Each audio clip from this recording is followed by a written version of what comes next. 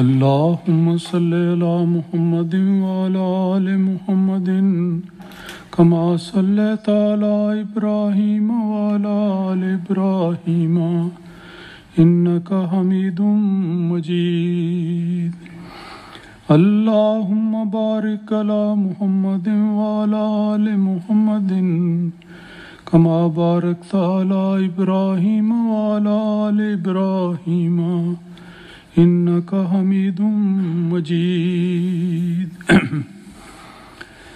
اللہ تعالیٰ کے فضل سے آج کل ہم رمضان المبارک کے بہت ہی برکتوں والے دنوں سے گزر رہے ہیں۔ دن کافی لمبے ہوتے ہیں، سارا دن اللہ تعالیٰ کی رضا کی خاطر کھانے اور پینے سے اجتناب کرنا مشکل ضرور ہوتا ہے، لیکن اس قربانی کا اجر اور ثواب بھی عظیم ہے۔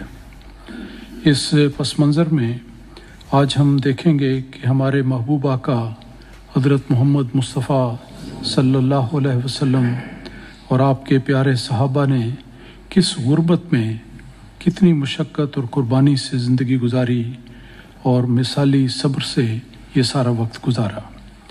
بے شمار مثالیں ہیں، ان میں سے ایک بہت ہی دلگداز مثال آج کے درس میں پیش کی جاتی ہے۔ یہ روایت مسلم کتاب الاشربہ سے لی گئی ہے اور حضرت ابو ہریرہ رضی اللہ تعالیٰ عنہ اس کے راوی ہیں۔ ایک قدر لمبی روایت ہے، میں اس کا اردو ترجمہ آپ کے سامنے پیش کرتا ہوں۔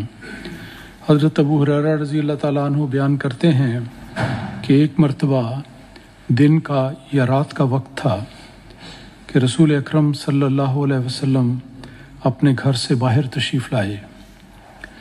آپ نے اچانک دیکھا کہ حضرت ابو بکر اور حضرت عمر بھی وہاں پر موجود ہیں۔ آپ نے ان سے پوچھا کہ اس وقت، یعنی رات کا وقت ہے اگر، یا دن کا کوئی دوپہر کا وقت ہے، تو پوچھا کہ اس وقت تم کس وجہ سے باہر نکلے ہو، گھروں میں کیوں نہیں، باہر کیوں نکلے ہو؟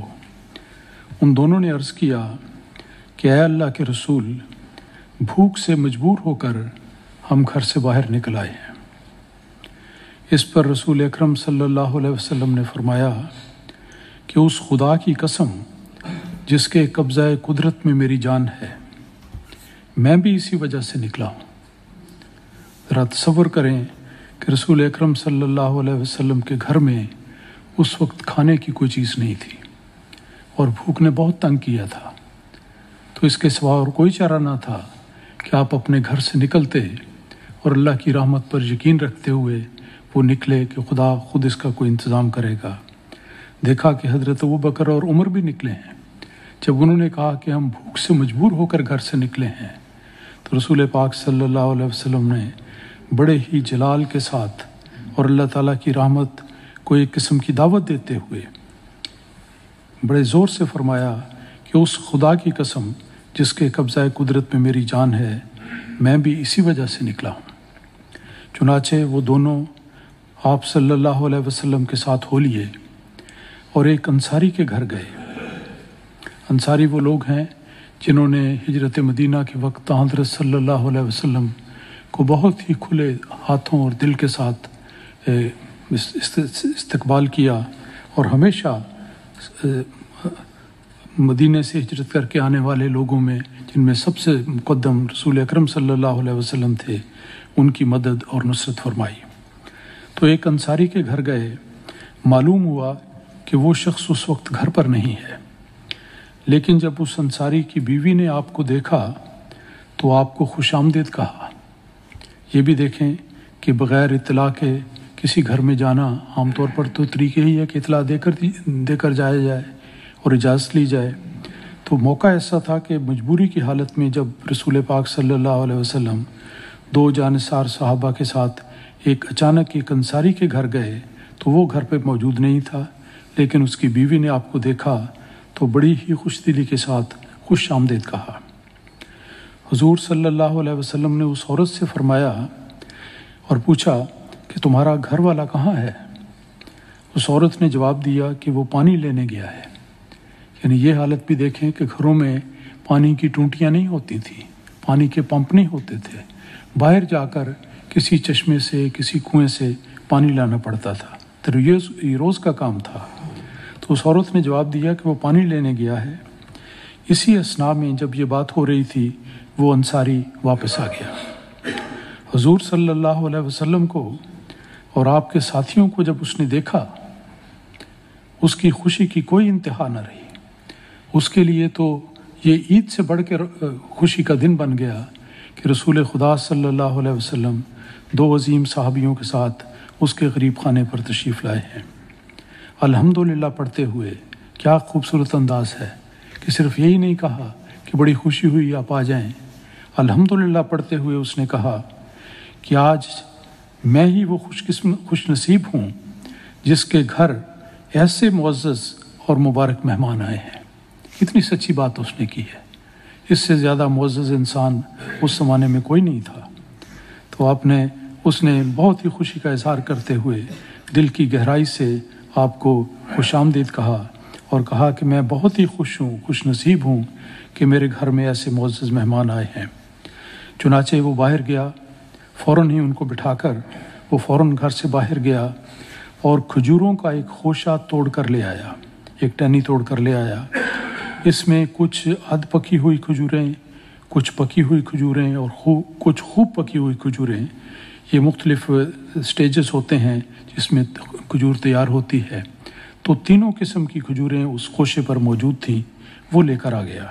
تو ہر قسم کی کھجوریں لا کر اس نے آپ کے سامنے رکھ دیں اور اس نے عرض کیا کہ حضور یہ کھجوریں کھائیں، اور وہ خود چھری لے کر جانور ذبح کرنے لگا۔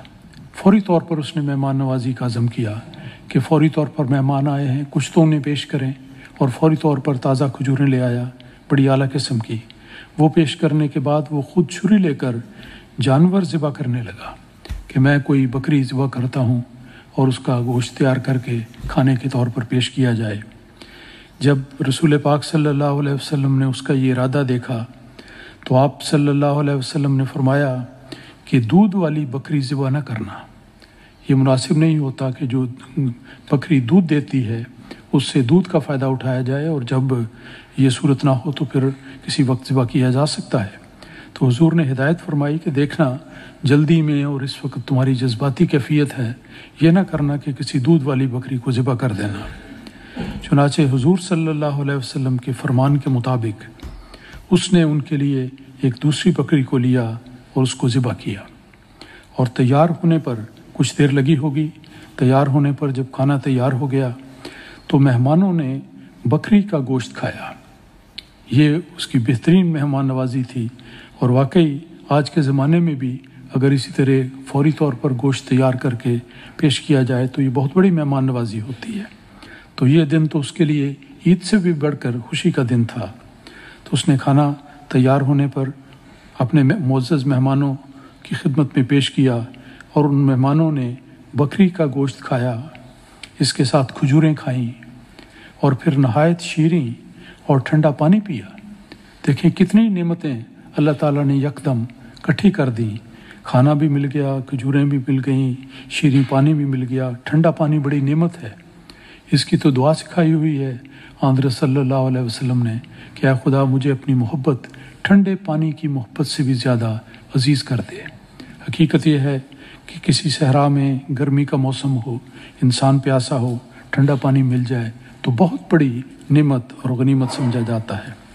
تو یہ ساری مہمان نوازی کی چیزیں ہوئیں، کھانا بھی گوشت بھی پیش کیا، کھجوریں بھی دیں، شیریں اور ٹھنڈا پانی بھی پیا۔ جب سب سیر ہو گئے تو بہت زیادہ توجہ سے سننے والی باتیں ہیں جو اس کے بعد آتی ہیں کہ مہمان نوازی تو ہو گئی۔ جب سب سیر ہو گئے تو رسول مقبول صلی اللہ علیہ وسلم نے اپنے دونوں ساتھیوں حضرت ابو بکر اور حضرت عمر رضی اللہ عنہم سے فرمایا، اور الفاظ یہ تھے کہ اس ذات کی قسم جس کے قبضہ قدرت میں میری جان ہے۔ یہ ایک بہت زوردار انداز ہوتا ہے بات کرنے کا کہ اللہ تعالیٰ کی ذات کی قسم کیا ڈال کر اس قسم کی کوئی بات بیان کی جائے۔ تو آپ نے فرمایا کہ مجھے اس ذات کی قسم ہے جس کے قبضہ قدرت میں میری جان ہے، تم سے ان نعمتوں کے متعلق پوچھا جائے گا۔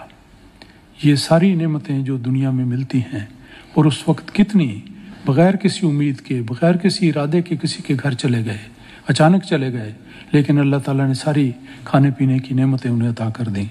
تو اس کے حوالے سے رسول پاک صلی اللہ علیہ وسلم کے دل میں شکر کے جذبات کا یہ ایک سیلاب منڈایا، اور آپ نے اپنے ساتھیوں کو کہا کہ یاد رکھو کہ تم سے ان نعمتوں کے متعلق پوچھا جائے گا، اور دیکھو تمہاری کیفیت کیا تھی۔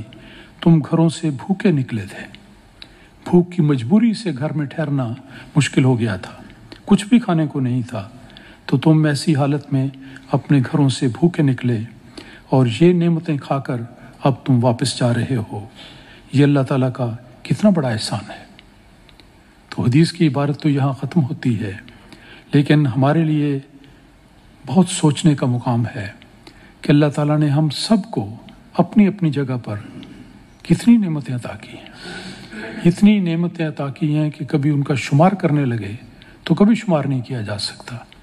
یہی بات اللہ تعالیٰ نے فرمائی، وَإِن تَعُدُّوا نِعْمَتَ اللَّهِ لَا تُحْصُوهَا، کہ اگر تم اللہ تعالیٰ کی نعمتوں کو شمار کرنے لگو گے تو تھوڑا کرتے کرتے کچھ گن لو گے، لیکن ان کا احاطہ کرنا اور شمار کرنا تمہارے بس کی بات نہیں۔ بس ہر انسان کو خاص طور پر اس کیفیت میں جب بھوک کے دن سے گزرتا ہے، پھر نعمت پاتا ہے، اور اس کے علاوہ ساری زندگی میں ہی صبح شام ہر جگہ ہر شخص کو، کوئی شخص ایسا نہیں کہہ سکتا کہ مجھے خدا تعالیٰ کی طرف سے نعمتیں نہیں ملی۔ بے شمار نعمتیں ملتی ہیں اور ملتی چلی جاتی ہیں۔ تو انسان کا دل اللہ تعالیٰ کے حضور شکر گزاری کے ساتھ ہمیشہ جھکا رہنا چاہیے، اور اللہ تعالیٰ کا یہ بھی وعدہ ہے، لَإِن شَكَرْتُمْ لَأَزِيدَنَّكُمْ، کہ اگر تم شکر کرو گے تو میں تمہیں بہت زیادہ دوں گا۔ تو اللہ تعالیٰ ہم سب کو اللہ تعالیٰ کی بے پناہ اور بے انتہا اور نہ ختم ہونے والی نعمتوں کا ہمیشہ صدق کے دل سے شکریہ ادا کرنے کی توفیق عطا فرمائے، تاکہ اس کے نتیجے میں اللہ تعالیٰ کی یہ نعمتیں اور یہ فضل بڑھتے چلے جائیں۔ اللہم صلی علی محمد و علیہ وسلم۔